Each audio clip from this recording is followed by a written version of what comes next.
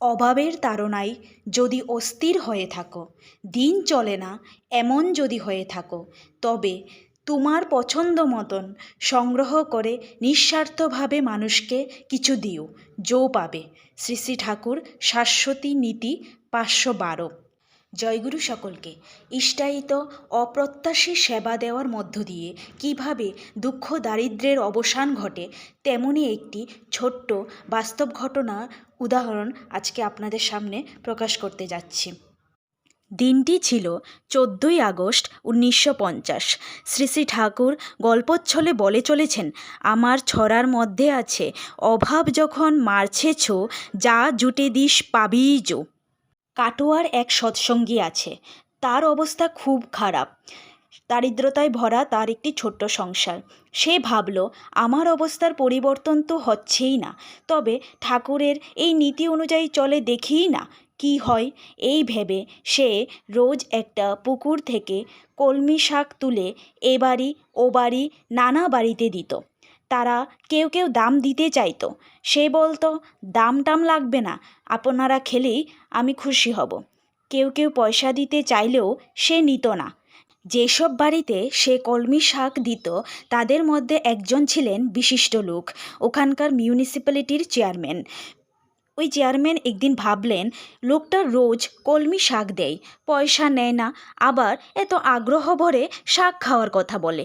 এরপরে যখন আসবে তখন লোকটার সম্বন্ধে খবর নিতে হবে, কোথায় কি করে কি খায়।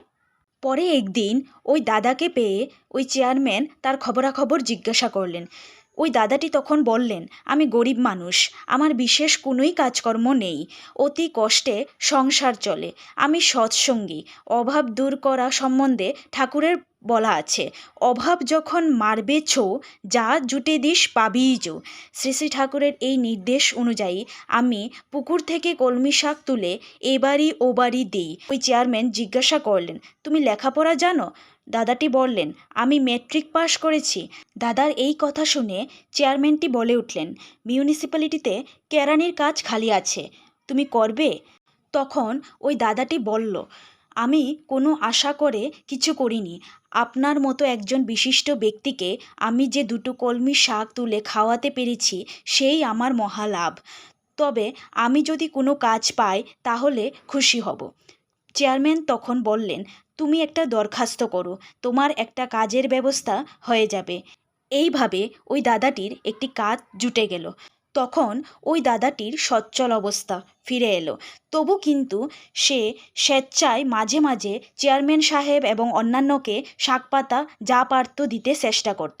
তাই বলি, আমরা যদি আমাদের চলন চরিত্র ঠিক করি এবং সেবা বুদ্ধি নিয়ে চলি, তাহলে দুঃখ দারিদ্র্যের মোটামুটি অবসান হতে বাধ্য।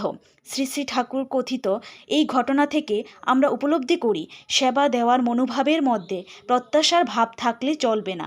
কেবল অভাবের দিনগুলোতেই সেবা সন্ধিৎসা নিয়ে চললাম, আর যখন সচ্ছলতা এলো তখন সেবা বুদ্ধি থেকে সরে গেলাম, তাহলে কিন্তু সুখ সন্দীপনা জীবনে বজায় থাকবে না। তাই পরম প্রেমময় শ্রী শ্রী ঠাকুর বললেন, তোমার যদি 2 পয়সাও থাকে, 8খানা পয়সাও অন্তত মানুষকে দিও। মানুষের জন্য এই রকম করা মানে নারায়ণকে ধরে রাখা। জয় গুরু।